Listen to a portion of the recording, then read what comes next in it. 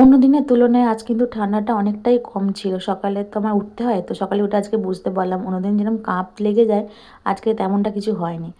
তো এখানে দেখো আমার এই ওকে টিফিন গুছিয়ে দিচ্ছি। এখানে ডিম, আলু দিয়ে আর সয়াবিন দিয়ে তরকারি করেছিলাম। আর ভাতটা তোমরা অল্পই দেখলে, কারণ আমি তো ওর মতো সকালে ভাত করে দিই, আর আমাদের আবার বেলায় পরে ভাত হয়। তো সেই কারণে এখানে এখানে টিফিনটা গোছানো হয়ে গেছে। তারপর ও যাওয়ার পর আমি আজকে প্রচুর কাচাকুচি ছিল, কেননা কালকে কোনো জামাকাপড় কাচিনি, সেই জন্য অনেক কিছুই জমে গিয়েছিল। তো সেগুলো কেচে ধুয়ে আবার মেলতে হয়েছিল, কেননা বাবা থাকলে বাড়িতে বাবা একটু মেলে দেয়। তো বাবা ছিল না, সে কারণে আমাকে এসব মেলতে হয়েছে। আর ছোটো ছোটো জিনিস তো মেলতে অনেকটাই সময় লাগে। মেয়ের প্রচুর পড়েছিল আজকে। তো যাই হোক, দেখো এখানে আমি স্নান টানও করে নিয়েছি। আর বিছানাও পরে গোছানো হয়নি, আমি স্নান সেরে এসে বিছানা গুছিয়েছি। তারপর এখানে ভাতটাও বসিয়ে দিয়েছিলাম, যেহেতু অনেকটাই দেরি হয়ে গিয়েছিলো। মেয়ে তো আবার স্নান করলে, আমার দুষ্ট কী বলতো, ওকে স্নান করলে আবার ওর খিদে পেয়ে যায় বেশি। তো এই জন্য আমি আগে ভাতটা বসিয়ে দিয়েছিলাম।